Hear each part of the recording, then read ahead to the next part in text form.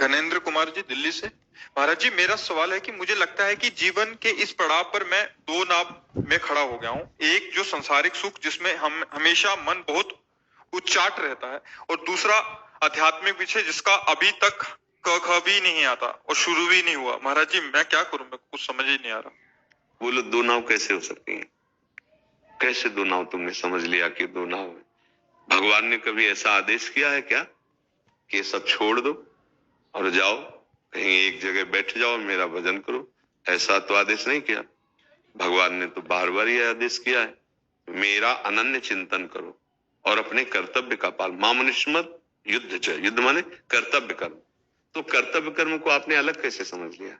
जैसे हम विरक्ति मार्ग में, तो हमारा जो कर्तव्य कर्म है, वैसे आप गृहस्थी मार्ग में आपका जो कर्तव्य कर्म है। अगर हम दोनों कर्तव्य कर्म करते हुए ईश्वर का चिंतन करते हैं, आराध्य देव का नाम जप करते हैं और वो हर कर्म उनको समर्पित कर देते, दोनों एक ही जगह पहुंच जाएंगे। आप अध्यात्म को और इस सांसारिक कार्य को दो करके देखने में फिर बाधा खड़ी हो जाएगी। दो है ही नहीं, एक ही बात है। आप बताओ, आपको कैसे दो लग रहे हैं? महाराज जी, दो अलग उसमें रहता है कि एक तो रहता है कि संसारिक जैसे जो करना है, और दूसरा अगर हम उसी को करके भगवान को समर्पित कर देते हैं, वही पूजा मानते हैं, भगवान की आज्ञा का पालन कर रहे हैं, तो आपको समस्या क्या हो जाएगी?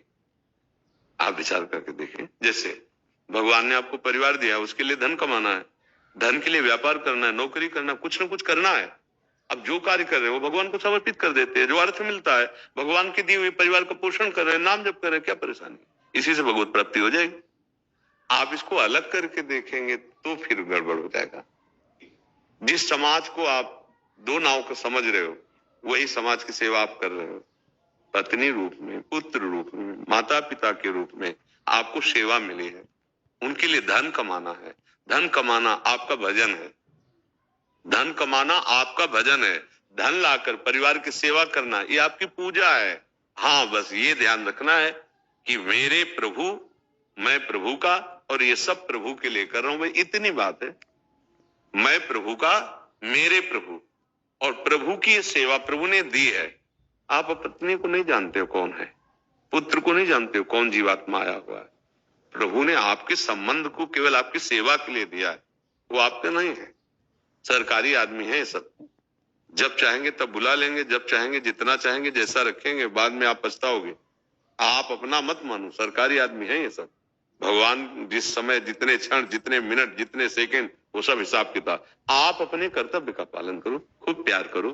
प्रभु ने अपना संबंध दिया है, पत्नी, पुत्र, माता, सबको प्यार करो। जो कमा के लाओ सबकी सेवा में लगाओ और सब प्रभु को अर्पित कर दो। हे नाथ, ये सब आपकी पूजा है। और जितना बने राधा राधा राधा, आप देखो आनंद मिलने लगेगा। रुपया कमाने में भी आनंद मिलेगा।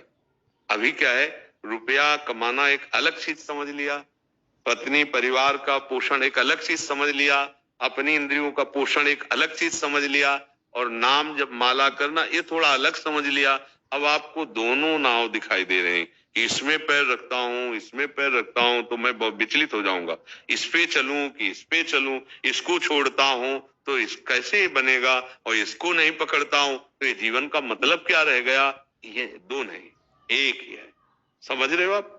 बिल्कुल आप आनंदित होकर चलिए और आपको वही अनुभव में आएगा जो अनुभव एक योगी को आता है, वही आपको अनुभव में आए। बस एक रेखा खींची हुई है, उसको मत पार करना। जो गृहस्थी में रेखा खींची, अपनी पत्नी, अपना परिवार का जो एक संयमन है, नियम है, उसके अनुसार चलो धर्म पूर्वक। आप अगर जैसे आजकल व्यभिचार प्रवृत्ति बढ़ रही, फिर गलत हो गया। अगर आपको ब्याह हुआ है, आप गृहस्थी में हैं, आप अपनी पत्नी में सीमित हैं, आप अपने धर्म से धन कमाते हैं, आप महात्मा हैं।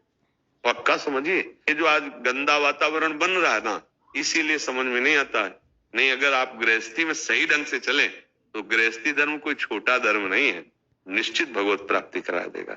आपको कोई संशय है? मस्ती से, खूब प्यार से परिवार में। हम देखो, जहां कहा जाता है कि अगर सबसे मोह करोगे तो फंस जाओगे, देखो सबसे मोह करो लेकिन उनमें भगवान देखकर। गोस्वामी तुलसीदास जी कह रहे हैं, नाते नेह राम के मनियत, सुहृद सुसेव्य जहां लो। हमारे प्रभु ही सब में बैठे हैं, पुत्र रूप में भगवान आए हैं, पत्नी के हृदय में मेरे भगवान बैठे हैं, माता पिता के हृदय में भगवान। तो यही बात समझना है। केवल इतनी बात समझ जाओगे तो वहीं भगवत प्राप्ति हो जाएगी। खूब मेहनत करो, कोई परेशान, कायरता कभी कोई संत नहीं सिखाते, कोई शास्त्र नहीं सिखाते कि तुम कायर होकर हाथ पे हाथ देकर धर कर बैठ जाओ कि अब जो होगा भगवान करेंगे। ये नहीं, संत के लिए भी ऐसा नहीं है।